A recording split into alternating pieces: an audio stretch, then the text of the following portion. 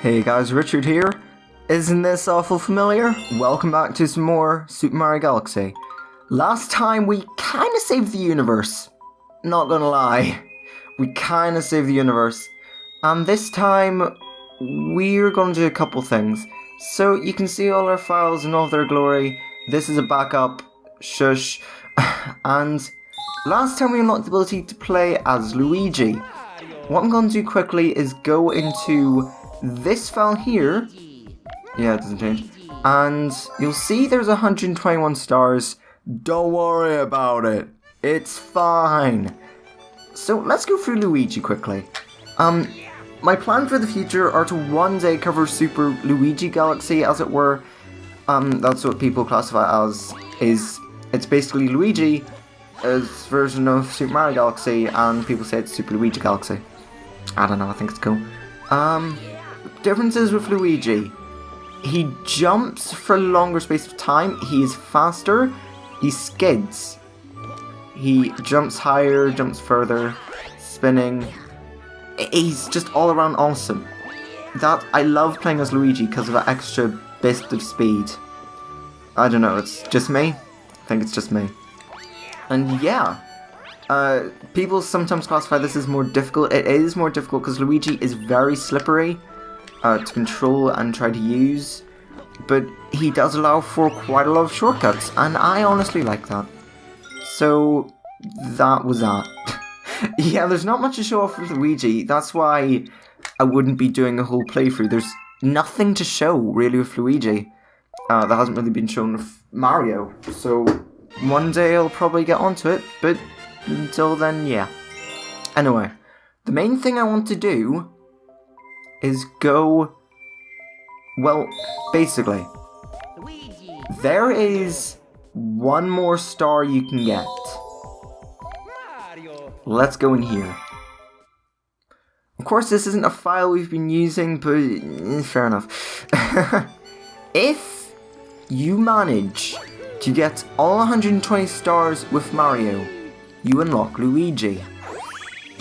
But what happens if you get all 120 stars with both Mario and Luigi? Hello, you. Want to go to the Grand Finale Galaxy? I do indeed. This is a reward for clearing the game completely. Basically twice. Yeah, it's kind of obscure and I never actually knew it existed. But the Star Festival.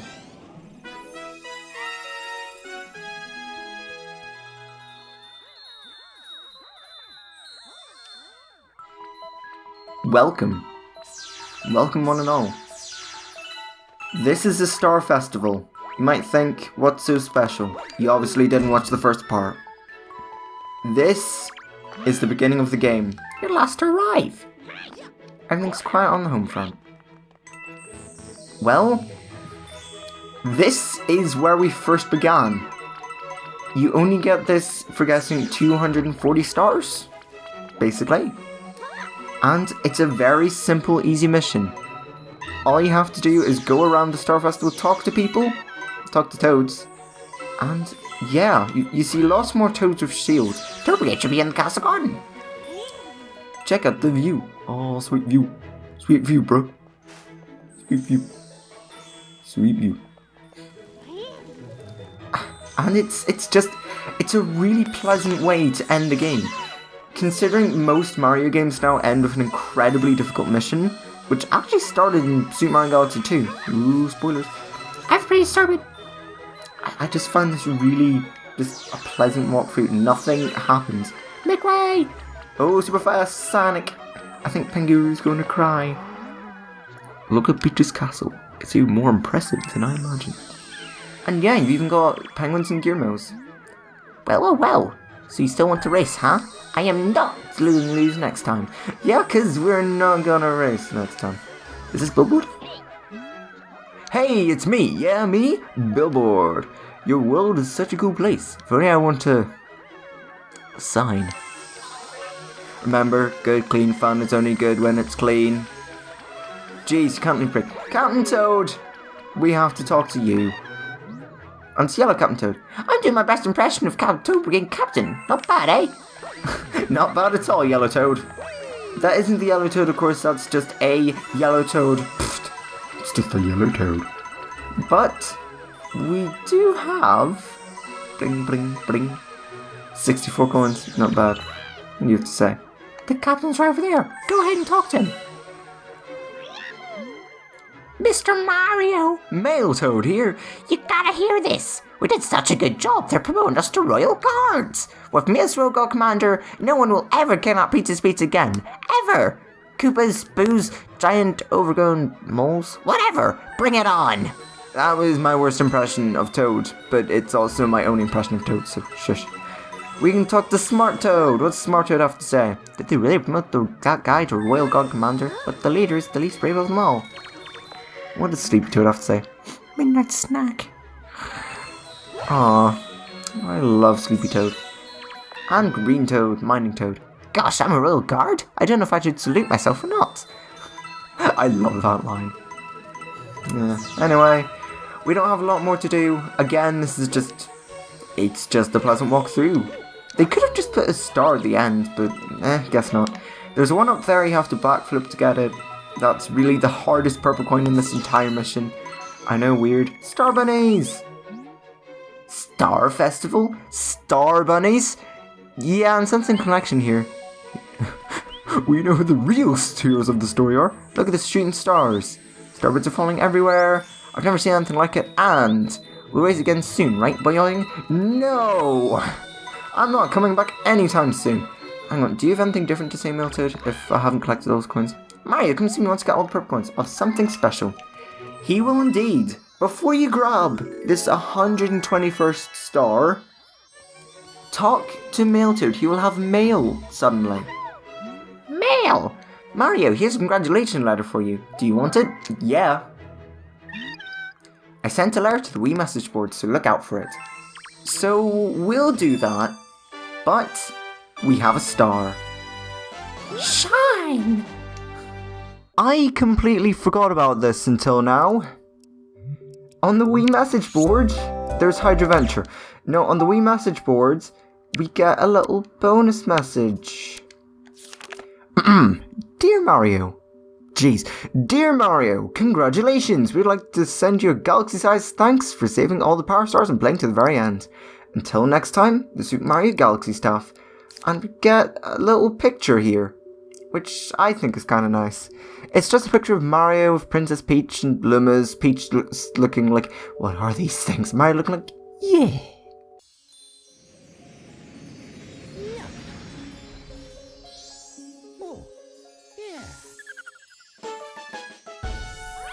And there we go. That is every galaxy completed in Super Mario Galaxy. One other thing I want to mention. If you manage to get 9,999 star bits, which is quite a feat in itself, you'd have to grind for quite a while, and that's why I'm not showing it off here. If you do manage to do that, however, you will get something special. All of the coconuts will turn into watermelons, and it's basically that. I'll put something on screen if something else does happen for all 9,999 star bits, but yeah, it's just a small thing where if you went off your way to do that, something does happen, so just thought I'd mention that. Anyway, we have one thing to do. This is the library. We never went in here. Let's do it now.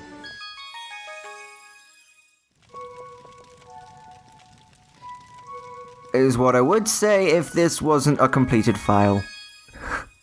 Okay, what we're going to do is we're going to go back out onto our main file, which we have used throughout the entire game. Definitely haven't switched about 6 times. Nope.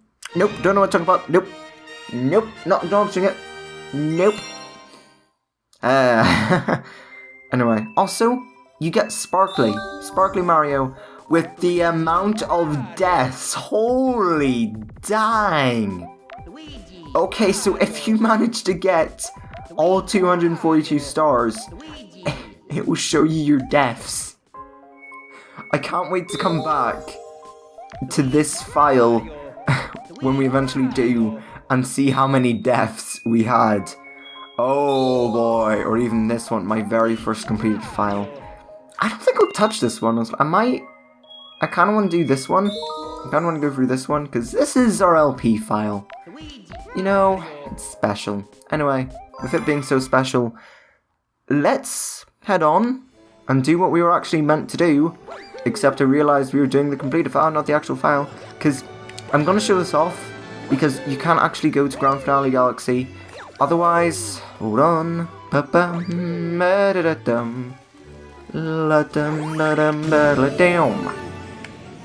If we go over here with just normal Mario, no one's here.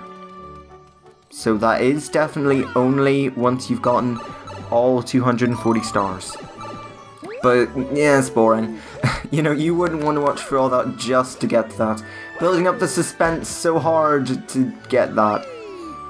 Nah, I wouldn't do that either. Anyway, enough with the suspense. Final thing I want to show off in this LP. Let's go.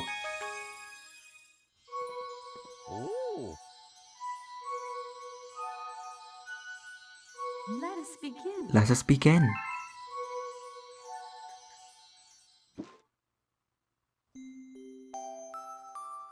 So, what is Rosalina's Library? As you've seen throughout the LP, there have been many different chapters that have been added to the storybook, which is this. This storybook recounts Rosalina, and who she is as a character and how she got to where she is. This is why loads of people like Rosalina. She is one of the few Mario characters who actually has a backstory and actually has reasoning behind what she does. So sit back, relax, grab a Coke or coffee or tea or whatever you drink. Let's begin. Our story begins a very, very long time ago with a young girl. One day, this girl spotted a rusted starship holding a small star child. "What's your name? Are you lost?" the girl asked the star child. "I'm losing my voice. I'm Luma, and I'm waiting for Mama.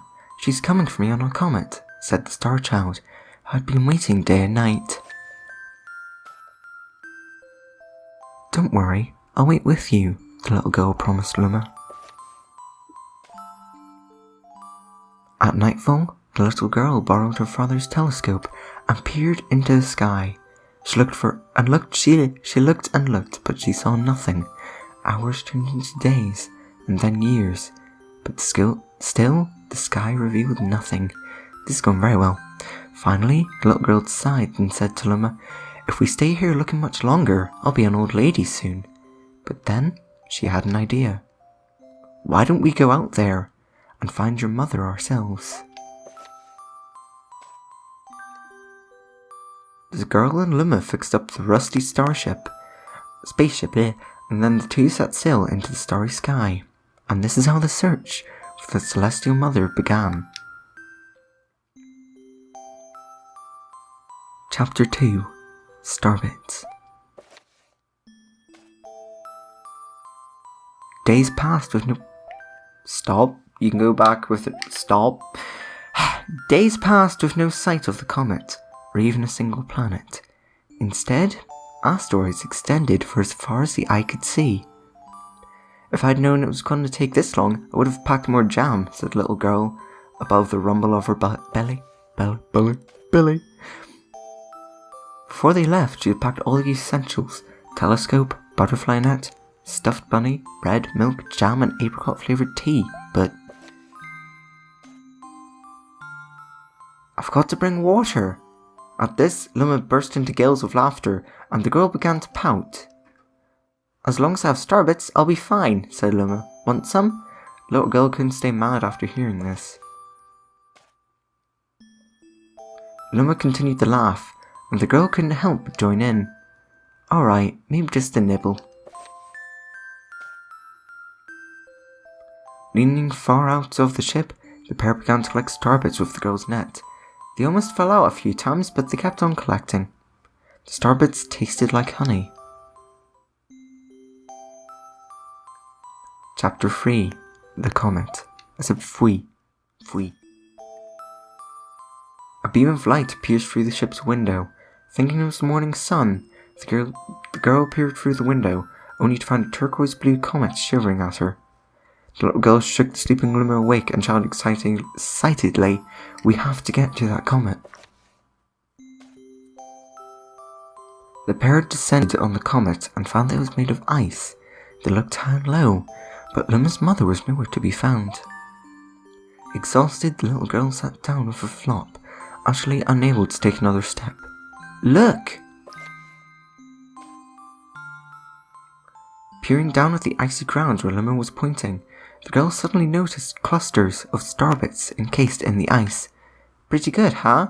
Finding starbits is my specialty," said Luma, beaming. "There's ice here, but it's so warm I bet there's water here too." The two decided to stay here on the comet for a while. Riding the turquoise comet, the pair just continued their search for Luma's mother. I'm not good at talking. Chapter 4. The Dream. One night, the girl dreamed about her own mother. "Where are you going?" she asked her mother's retreating back. Without turning, Mother replied, "Don't fret, dearest. I'm not going anywhere. I'm always watching over you, like the sun in the day and the moon in the night." A wave of sadness washed over the girl. What about when it rains and I can't see the sun or the moon? Her mother thought for a moment before responding. "I will turn to the star in the clouds and wait for your tears to dry." When she awoke, the girl's face was damp with tears. "You starbits in your eyes," said Luma to the girl. Wiping her face, the girl replied, "These are tears, not starbits. I'm crying because I'll never see my mother ever again." At this, Luma began to cry too. "Mama, oh mama, wah." The pair travelled through the starry skies, and though they encountered many other comets, not one of them held Luma's mother. Luma was despondent. Now, Luma, the rain clouds won't go away if you keep crying," the girl said, giving Luma a squeeze. "I'll give you a present if you stop." The girl closed her eyes and said gently, "I'll take care of you." With these words, she felt a small spark in her heart. Chapter 5. Home. "The kitchen will go here, and the library will go over there," the girl said bitterly to herself. "We'll put the gate here." Ever since the girl took Luma under her care, she'd been bustling around at a feverish pace. It's a lot of work, but it's worth it to make a happy home. It turned out that starbits weren't the only things buried in the ice. There were tools and furniture unlike any they had ever seen, and the girl used them to build a home. Looking at the completed house, Luma remarked, "Don't you think it's awfully big for just the two of us? With a library, bedroom, kitchen, fountain and gate. It was certainly spacious, but still, something seemed to be missing." "If only my father, brother, mother were here," the girl said wistfully. Indeed, the house was too large for its two small residents. That night, clutching her favorite stuffed bunny close to her heart, the girl fell asleep in the starship. Chapter 6. Friends. Then one day, while the girl sat sipping tea, a tiny apricot-coloured planet appeared in the horizon. From the planet, another Luma of the same colour emerged. "Do you two know each other?" the girl asked the two Lumas gleefully. Despite the girl's excitement, they seemed uneasy. Two Lumas neither drew closer nor backed away from each other. Instead, they just stared. Then one Luma broke the silence. "My mama!" At once, the apricot Luma parroted back, "My mama, my mama! My mama, my mama!" The two Lumas began to dance around the girl frantically, and neither showed any sign of stopping. The girl was so charmed by this adorable scene that she couldn't help but laugh. And that's when something very strange happened. Suddenly more Lumas began to pop out of the apricot planet. They were different colours, but they all shouted the same thing. "My mama, my mama!" The sight of all the shouting Lumas only made the girl laugh harder. What am I going to do with all these children? The Lumas just stared blankly as she doubled over laughing. I guess we'll have to name each and every one of you. Tomorrow, once she had finished naming them all, she would begin moving all the Lumas into the new house. Chapter 7. The Telescope. After seeing their 100th comet, a sudden thought popped into the girl's head. I wonder if my home planet is still as blue as it was. Then that's when she remembered her father's telescope. Peeking into the telescope, a tiny blue dot floated into sight. It was smaller than a starbit. How strange. It's so far away, but it feels so close. She twisted the knob of the telescope, and the blue dot grew until she could make out a grassy hill dotted with flowers. It seemed very familiar to her. Zooming ever closer, a terrace on the hill came into view. I used to go stargazing there when I lived on my home planet. She remembered rubbing the sleep out of her eyes as she followed her father up that hill to look at the stars. She remembered how she and her brother would sled down that hill. She remembered having picnics with her mother on that hill on bright and windy days. And I want to go home. I want to go home right now. The girl burst into tears, and the Lumas didn't know what to do. I want to go home. I want to go back to my house by the hill. I want to see my mother. The girl was shouting now, her face wet with tears. But I know she's not there. I knew all along that she wasn't out there in the sky, because she's sleeping under the tree on the hill. The girl's cries echoed through the stars, and a hush fell over the area. Chapter 8. The Wish. Though usually quite cheery, one day the girl became quite sad again. Luma drew close and tried to comfort her. Mama, you still have me. And don't be sad about your mama, because she's a part of you. That means she's always close by. It's like me. I love starbits because they remind me of my mama. No, the girl said, unable to stop the tears. A lonely look flickered across Luma's face, but it was soon replaced by a wide grin. I have an idea. I will transform into a comet, a soaring comet that can carry you all on this journey.